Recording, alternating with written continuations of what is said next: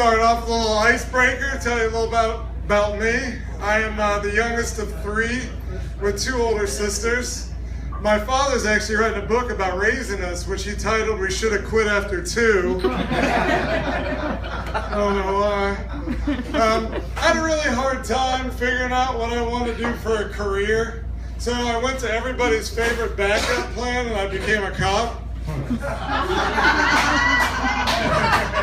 That's not the backup plan. I mean, I sucked at it. I was horrible. I couldn't figure out my own life. How the hell am I going to help other people figure out theirs? It was so bad I'd go to a call, I'd help them figure out whatever it was, their domestic situation. Then I'd be like, all right, it's my turn. I got some questions. I need a little help with my domestic situation here. Got something going on at home. And I hate guns. I can't stand them. I'm terrified of them. My first call ever was a domestic violence call. I get there, this woman's like, "Officer, get in here quick. My husband's beating me up. He's got a gun." I'm like, "Did you say he had a gun?" I'm not coming in there. I could get shot. I just met you. I'm not taking a bullet for you. Now you guys get in there and work your stuff out. We're going to take off, give you some privacy.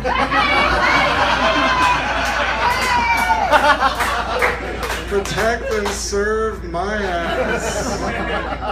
Another thing that was hard for me, and this is kind of weird, but it was really difficult for me to say this because I'm kind of immature.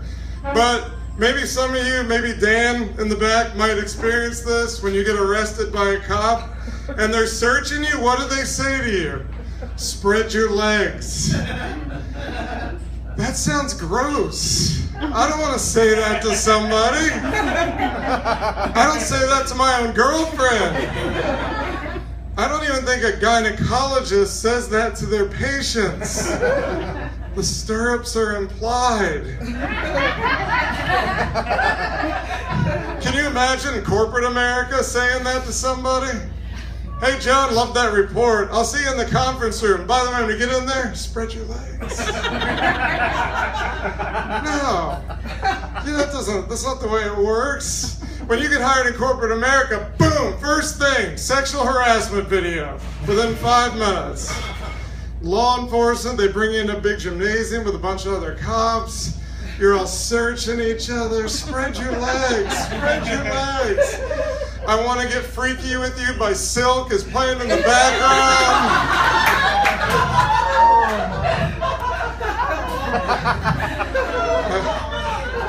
I don't recommend it. Another thing I hated about being a cop that was hard for me was the driving portion.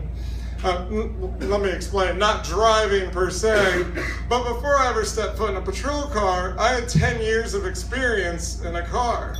I developed some habits during this time. Some good, some bad. Okay, I have road rage, all right? I'm gonna admit it, I'll just tell you right up front. There's a lot of morons out there driving. Don't even get me started on the left lane hoggers, okay? Because I think they should be thrown in jail. I really do. Can you imagine the conversation in jail for somebody who got thrown in jail for that? What are you in for? Burglary, robbery, murder? What'd you do?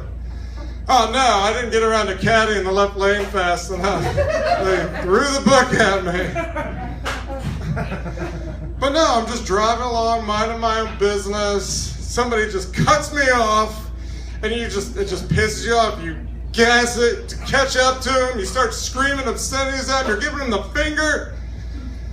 You realize you're in your patrol car.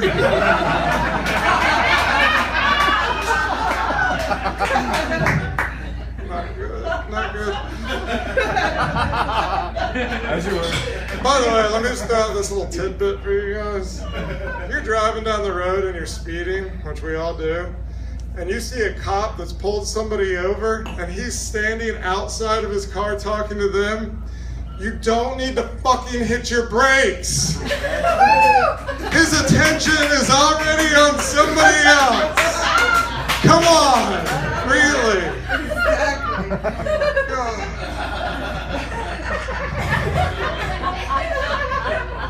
So speaking of scary situations, I recently moved in with my girlfriend.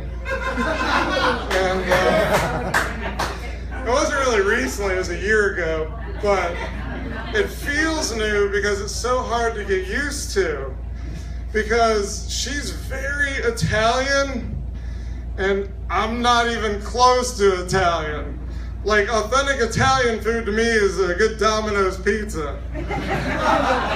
We're quite different when it comes to that, but she's got some weird things in the house that she does, like something I refer to affectionately as Italian Tupperware. Okay, that is an item that contained one product that now contains another. Okay?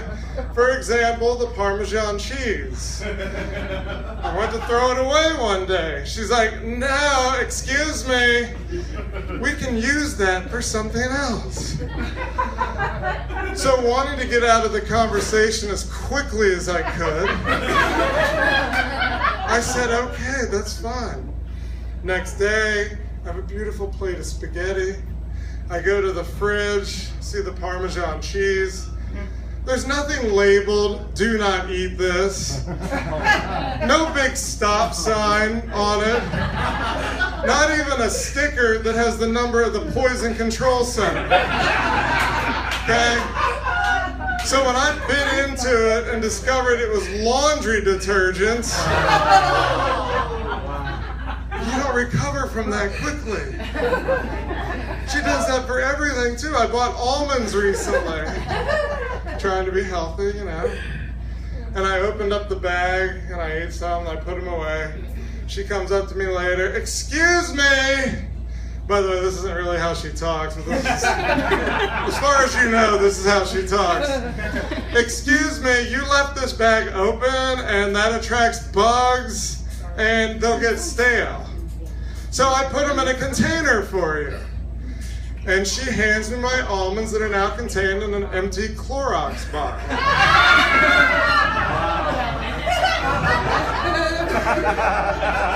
So not wanting to get involved in any kind of conversation, I just start eating my almonds like it's normal. Okay? Next day I'm sitting there, I'm eating my almonds on the couch, her mom comes over, I'm sitting here with the almonds with the Clorox bottle like this. Her mom's like, "Mark, no! She's not that bad, she'll get better, I promise, I'm sorry." I can imagine if we threw a Super Bowl party, she'd be like, 50 people, that's a lot of people, that's a lot of chips and salsa. I think we're gonna have to get out the old cat's litter box for that. All right, you guys have been fun. Thank you very much.